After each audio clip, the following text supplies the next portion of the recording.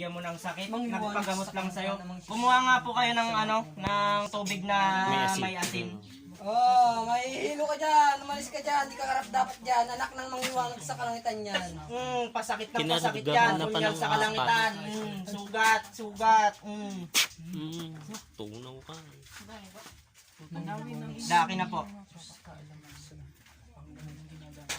Aming Ama sa kalangitan na aking tinataas ng tubig na may asin na ito, inyo po nawang gawing banal, pantunaw, panlusaw ng mga itim, aming Ama sa kalangitan. Tunawin at lusawin. Sa pamamagitan ng tubig na banal na ito, ay matutunaw, malulusaw ang mga jablong itim na kalaban. Matunaw, malusaw, tunaw, itim. Gamitin mo yung palad mo. Sige. Gamitin mo yung palad mo, alisin mo yung nilagay mo. Alisin mo! Akala mo, hindi ka mahuhuli? Alisin mo yung nilagay mo. Sumpit sa kalangitan. Binigyan mo ng karamdaman, kaya pala hindi ko kaya pala Alam mo, Hawaring kidlat sa kalangitan. Tanggalin mo. Ginig naman yung ginig.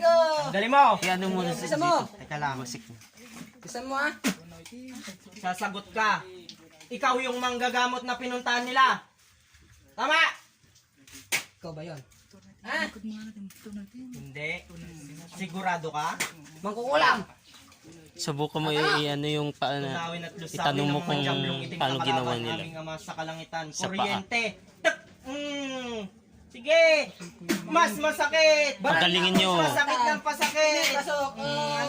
Sige. ang nilagay mo. Tunawin at lusawin, mga jablong itim na kalaban. Gamitin mo yung palad mo. Gamitin mo. Matagal ka na ba dyan? Espada na may apos. Matagal ka na Sa ba dyan? kalangitan. Matagal ka na! Lulubayan mo ha, lulubayan mo. Sasagot! Ikaw ang nagbigay ng karamdaman niya.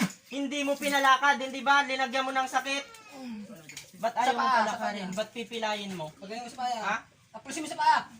Taplusin mo. Pagalingin Pagaling mo. mo. Lahat ha, huwag ka magpinta. Huli ka na. Tapon mo! Huli ka na eh. Itapon mo lahat! Tapon mo ha. Huwag mong tatapon sa amin. Tapon mo! Huwag mong tatapon sa amin. Tinatapon niya sa akin. Pagalingin mo yan paa niya. Gusto mo ibalik ko sa inyo yan? Gusto mo?